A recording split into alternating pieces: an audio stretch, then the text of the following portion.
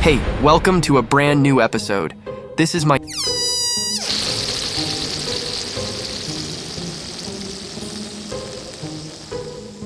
tiny garage. Definitely not the most spacious spot, but it's where all the fun happens. It usually looks something like this. No space at all. No shit. To clear up some room, I need to build something to hang all my car gear, tools, random stuff, you name it. This corner here will be a good place to start. I have put this project on hold for a while now, the main reason being the cost of OSB and that I can't fit a full sheet into my car. However, the situation changed when some large aquariums at work were about to be discarded, and the pallets they wear on had OSB sheets as protection. I took advantage of this, grabbing the free OSB sheets, which turned out to be the perfect size. Then I remembered that my good friend Marcus has a shop that sells aquariums, fish, and so on. He would be a contender for these aquariums. Long story short, he got them at a good price, and now they are standing proudly in his store. Funny how things turned out. Anyway, let's get on with the project.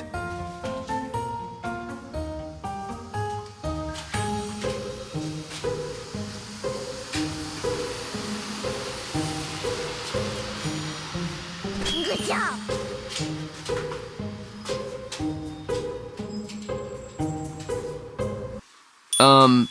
We will soon get on with the project. This dude is taking his time, apparently.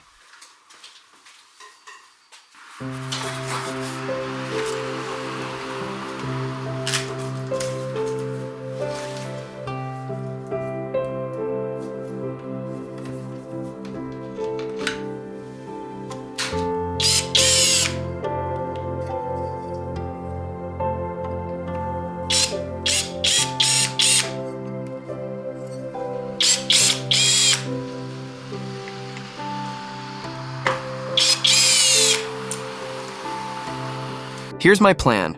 I'm going to attach 3 studs, one here, here, and here. Then attach OSB on the studs with some drywall screws. I'm also going to sheet this area.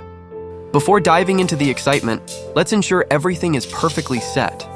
Accurate measurements are the key to success in any project, whether it's achieving precision or simply getting the right dimensions. That's deep.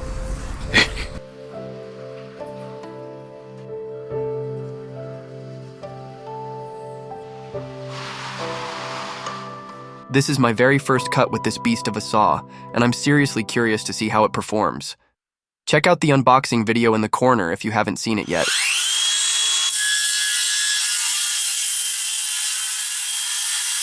I've never used a speed square as a guide for my circular saw before. It's a completely new experience for me.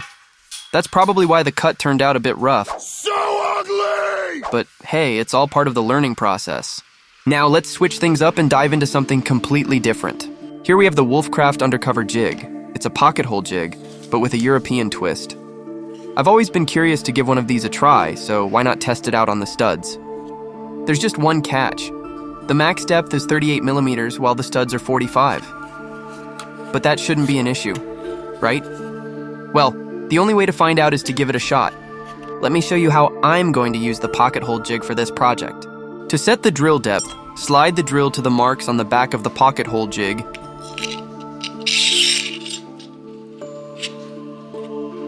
Then tighten the depth stop with an Allen key.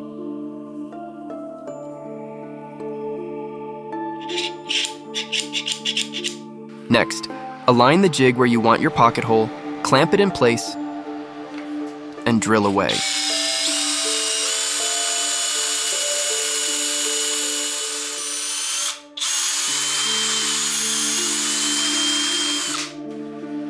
That was not so bad.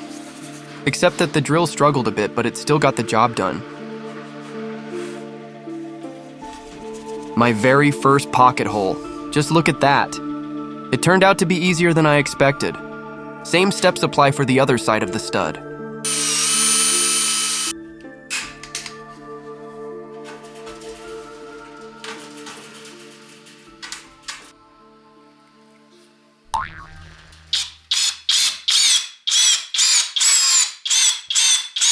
My next step was to measure for the next stud placement.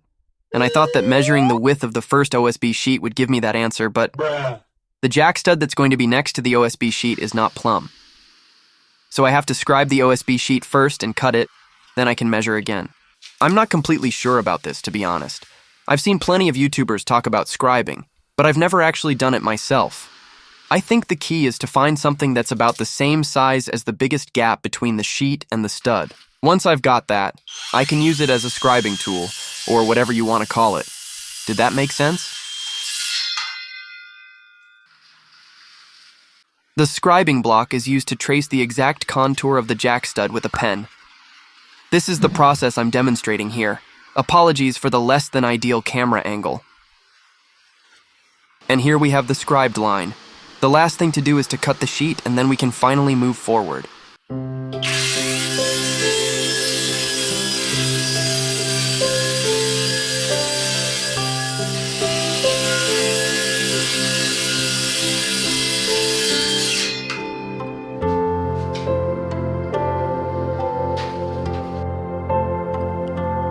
Mission complete.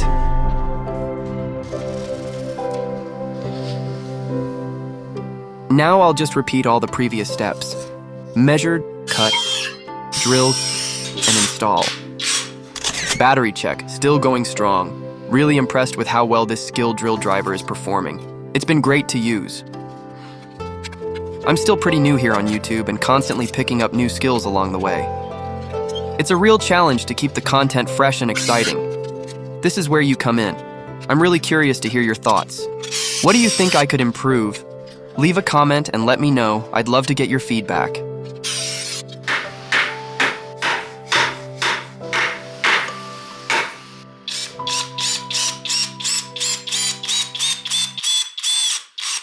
No! God, please, no! No! Shut No! up!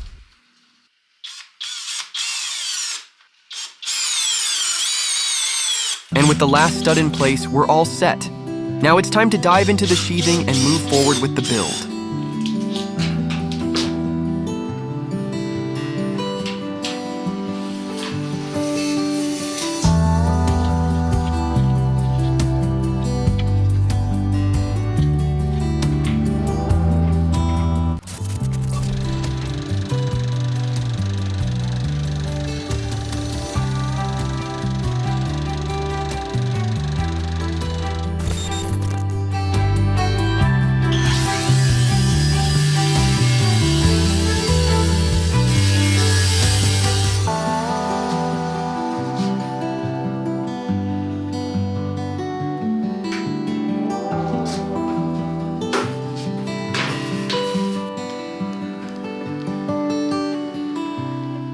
I think I might have kept those COVID test bags. They're way too cool to toss. Or am I just a hoarder?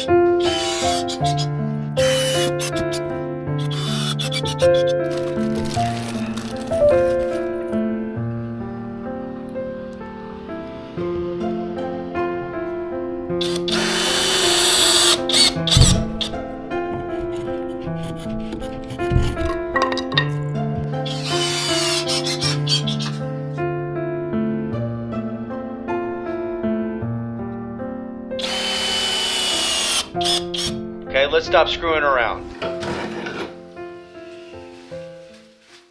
My garage neighbor has been encroaching on my land for far too long. I can't let this blatant invasion go on any longer. I need to put an end to this nuisance before I can finally seal off this last section and restore peace to my property. Warp speed, sir.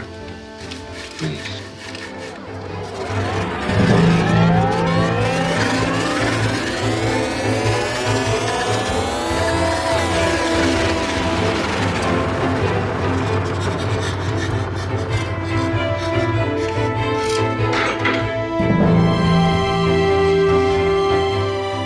It was obviously just a joke. My garage neighbor is actually a really nice guy. This wood plank is serving as a hanging spot for his boat gear. Before I finish sheathing this corner, I figured I'd better secure it properly with a few screws, just to make sure it doesn't come crashing down unexpectedly. This is the final part I need to sheath, and it's definitely going to be a bit tricky. But hey, let's dive in and get it done. To get the new sheet in place behind this stud, we'll need to first take off the L bracket and then trim about 1 centimeter from the stud. It's a small step, but it'll make all the difference.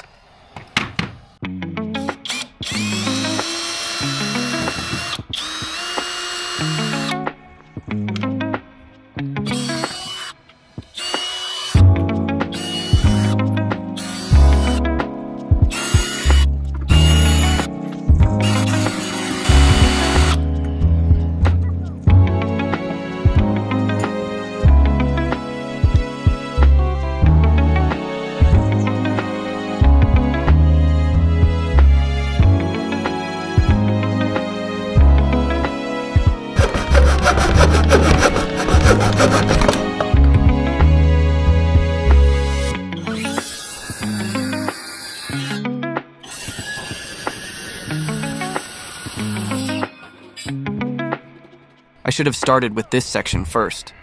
Now I'm stuck trying to get the OSB behind the stud. After some thought, I came up with a quick fix. Instead of stressing over it, I simply divided the sheet into 2 parts and slid each piece in behind the stud. The 2 joints aligned perfectly behind it, practically invisible. Problem solved.